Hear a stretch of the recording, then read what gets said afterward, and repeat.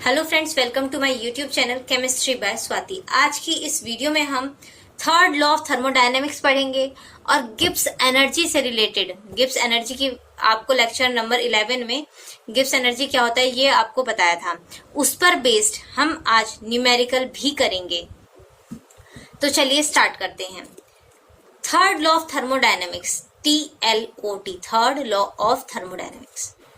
Third law of thermodynamics में क्या बताया था कि 0 केल्विन पर, यहां पर 0 डिग्री सेल्सियस नहीं बोला, 0 केल्विन बोला है टेम्परेचर। 0 केल्विन टेम्परेचर बोला है मतलब कि 0 केल्विन टेम्परेचर बोला है मतलब कि अगर आप डिग्री सेल्सियस में निकालें तो वो माइनस में जाएगा। तो 0 केल्विन पर द एंट्रोपी, 0 केल्विन पर एंट्रोपी जो होती है perfect crystalline, pure perfect crystalline solid की जो एंट्रोपी होती है वो 0 होती है। क्या ध्यान रखेंगे? प्योर परफेक्ट क्रिस्टलाइन सॉलिड की एंट्रोपी 0 होती है। कब? 0 केल्विन पर। क्या है? 0 केल्विन।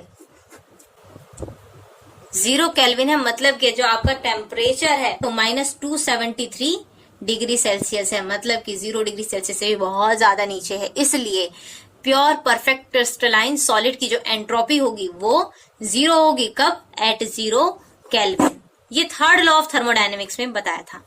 अब कुछ एक्सेप्शन है, जैसे NO, N2O, CO, CO2, mixture of isotopes और आइस।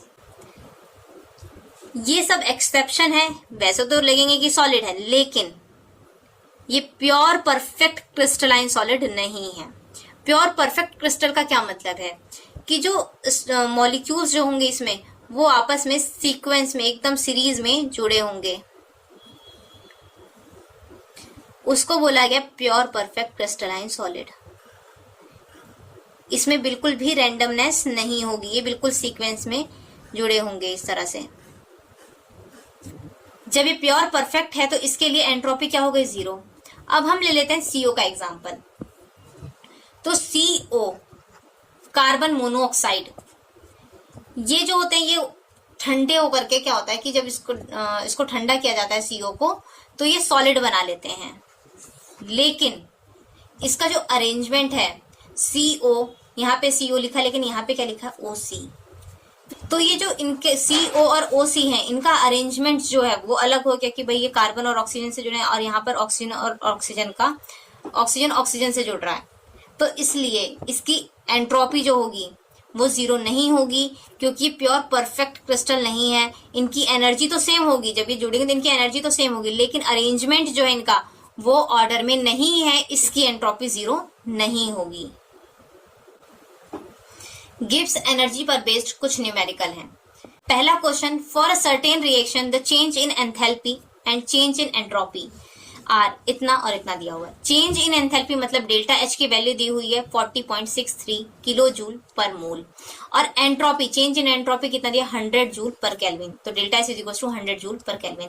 तो यहाँ पर किलो जूल जो एंथैल्पी दी हुई है वो किलो जूल में दी, इसको हम जूल में कन्वर्ट करने के लिए क्या करेंगे? 1000 से मल्टीप्लाई कर देंगे तो 40630 जूल पर मोल आ जाएगी। और इसके बाद क्वेश्चन में बोला है what is the value of delta G। तो डेल्टा G पूछा, इसलिए delta G is equal to question mark.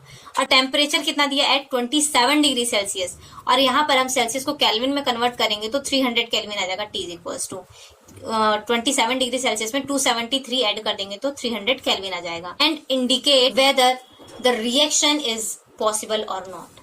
तो यहाँ पर हम क्या करेंगे? डेल्टा G का फॉर्मूला लगाएंगे। Delta G is equal to delta H minus T delta S। Delta H की वैल्यू हमें पता है, T की टेम्परेचर हमें पता है, डेल्टा S पता है, इसको सॉल्व करेंगे जूल में, आंसर आ जाएगा। अब यहाँ पर डेल्टा G की वैल्यू पॉजिटिव है। डेल्टा G की वैल्यू पॉजिटिव है मतलब कि ये नॉन स्पॉन्टेनियस है, मतलब कि यहाँ पर ये रिएक्शन जो होगी वो पॉसिबल नहीं है, क्योंकि पॉजिटिव आ गया। और मैंने आपको बताया था कि अगर डेल्टा G की वैल्यू नेगेटिव है तो स्पॉन्टेनियस, और डेल्टा G की वैल्यू अगर पॉजिटिव है तो नॉन स्पॉन्टेनियस,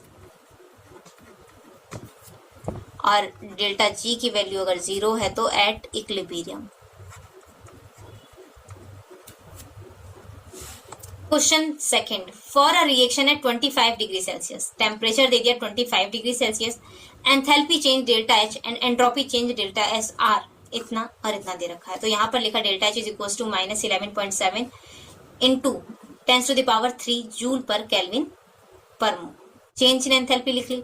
एंट्रोपी कितनी दी हुई है, delta S is equal to -105 joule per kelvin per mole. अब यहाँ पर हम फॉर्मूला लगाएंगे delta G is equal to delta H minus T delta S. Delta H की वैल्यू दे रखी है, डेल्टा एस की वैल्यू दे रखी है और टेम्परेचर भी दे रखा है, उसको पुट करेंगे, सॉल्व करेंगे, यहाँ पे आंसर पॉजिटिव आया। यहाँ पर पूछा है find out whether this reaction is spontaneous और नॉट। स्पॉन्टेनियस है या नहीं है, डेल्टा जी की वैल्यू पॉजिटिव आ गई, इसका मतलब क्या है कि ये रिएक्शन स्पॉन्टेनियस नहीं है, रिएक्शन पॉसिबल नहीं है। Next question, calculate the equilibrium constant. Equilibrium constant को Kc से डिनोट करते हैं, तो Kc is equal to question mark for the reaction given below. Reaction दी हुई है PCl5 gives PCl3 plus Cl2 at 400 kelvin, temperature दे दिया 400 केल्विन और इक्विलिब्रियम कांस्टेंट बोला है if H not delta H not is equal to 77.2 kilo joule per mole and delta S not is equal to 122 joule per kelvin per mole. अब यहाँ पर delta H जो दे रखा है किलो जूल पर मोल में दे रखा है और डेल्टा एस क्या दे रखा है, जूल पर केल्विन में।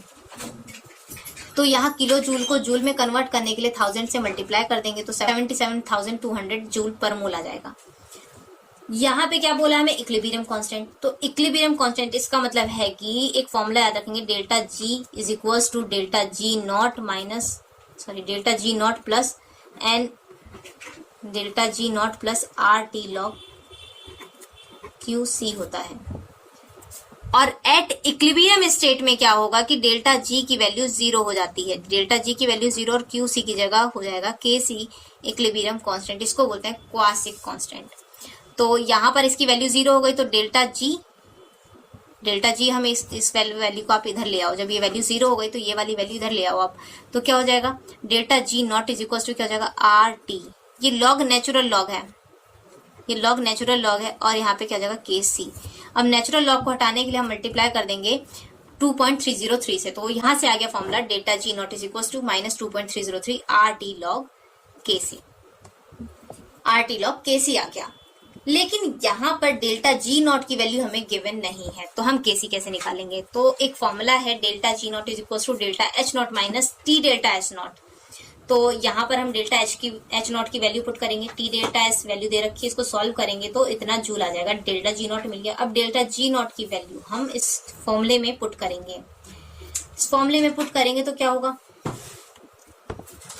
तो delta G naught is equal to क्या था -2.303 R T log K C. Delta G naught की वैल्यू पुट करेंगे, आर हमें गिवन है 8.314 होती है, तो और टेम्परेचर दे रखा है 400 केल्विन, वैल्यू पुट करेंगे, सॉल्व करेंगे तो केसी की वैल्यू आ जाएगी 1.958 इंटू 10⁻⁻4 इक्विलिब्रियम कांस्टेंट।